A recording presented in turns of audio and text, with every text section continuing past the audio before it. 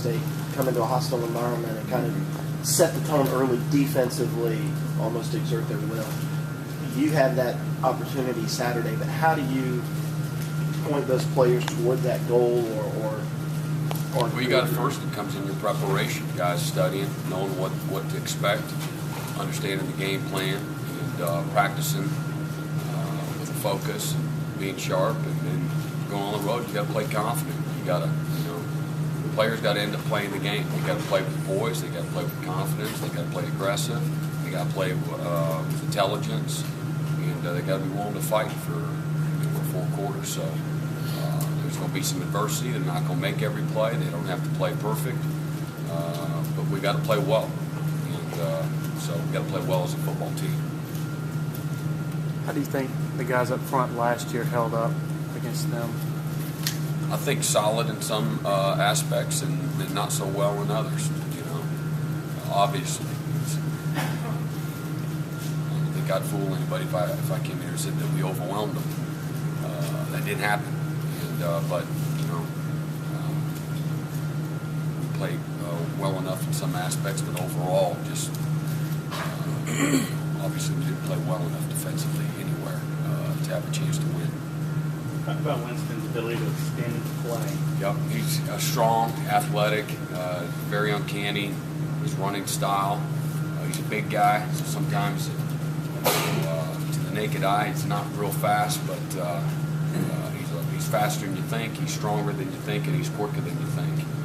But he's always got his eyes downfield, and that's what makes him very dangerous. Some guys are scramblers to run, and some guys are scramblers to throw, and then some guys, unfortunately, he's one of them, will do both. And so it's much easier to play a guy that can't do both. He can. How much of a challenge is Nick O'Leary?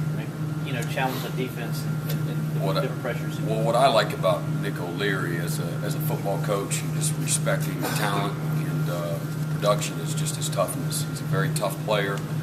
He's got deceptive speed, exceptional hands, but he's very strong. Understands how to get open. Very physical in his route running. So, he's a very good player. Why do you think teams across the country have struggled against Winston? I mean, no one's been able at all to follow him up. I know he's a great player. He's probably the first pick in the draft when he comes out. So, just take out, Winston and start looking at the past, Heisman winners and guys that are just dominated the college game, and they all have the same qualities, from leadership, toughness, instinctiveness, competitiveness, highly skilled. Big, fast, strong, you name it. They're multifaceted in their skill set, so they don't just do just one thing.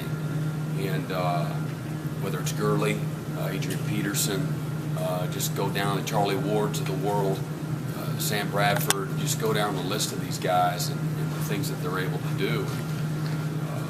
They're winners and they're highly talented and highly skilled, and typically they have a good group of players that surround them that enable them as well.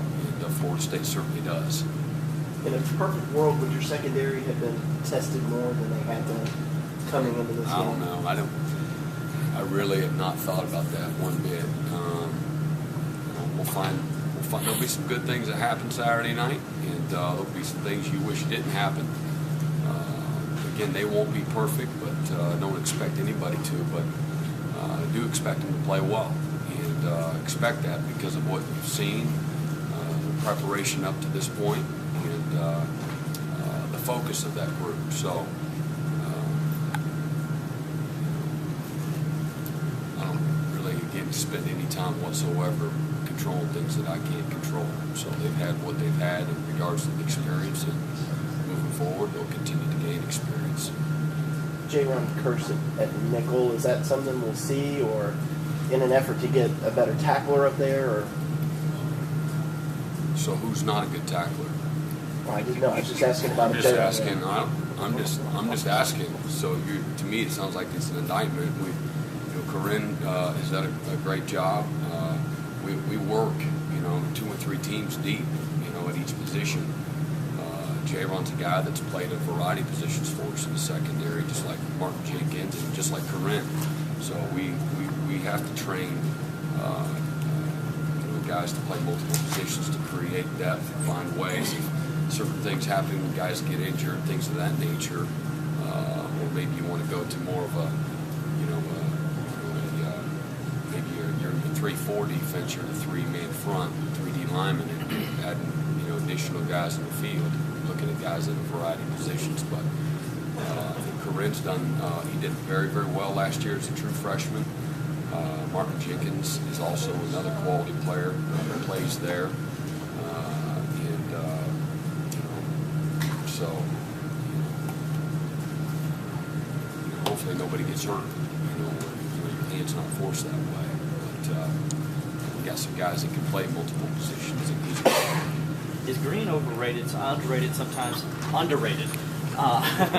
Is he underrated? I don't know. You don't rates see him? I don't know. Talking about him. I don't know. If you think about it, you hear Nelson Aguilar, and I'm trying to think about who else you hear about. You hear about the big guy at Auburn, number 11. I don't even know his name.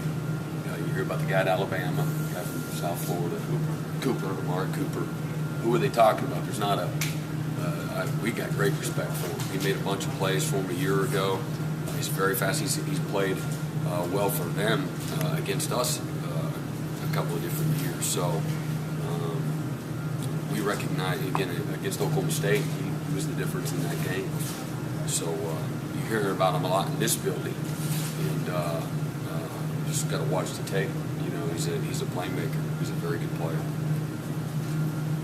and has been even since his freshman year.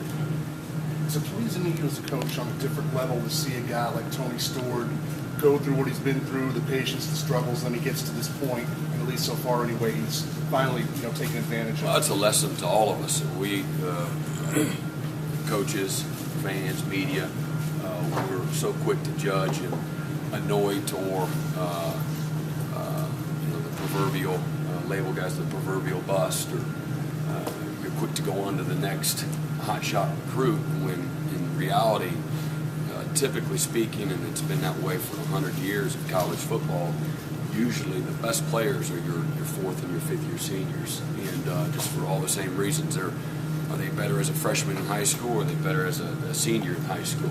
And 100% of the time, it's going to be as a senior. And if everything stays course in regards to attitude, work ethic, and those kind of things. So, that's what it is to me as much as anything. And yeah, you're happy for him. He's had to fight through some adversity and conditions that he can't control. But I think he's had the maturity because he's a senior and because of the adversity that he's faced. And so obviously, you're always pulling for those kind of guys.